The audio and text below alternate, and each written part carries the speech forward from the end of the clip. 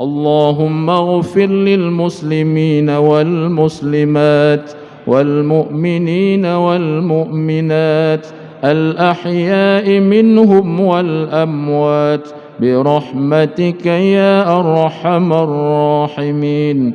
اللهم أعنا على ذكرك وشكرك وحسن عبادتك. اللهم ادفع عنا الغلاء والبلاء والوباء والفحشاء والطاعون والمنكر والسيوف المختلفة والشدائد والمحان ما ظهر منها وما بطن من بلدنا هذا خاصة ومن بلدان المسلمين عامة، إنك على كل شيء قدير.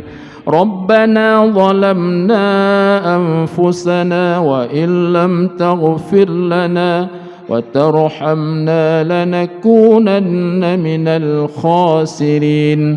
ربنا آتنا في الدنيا حسنة وفي الآخرة حسنة وقنا عذاب النار.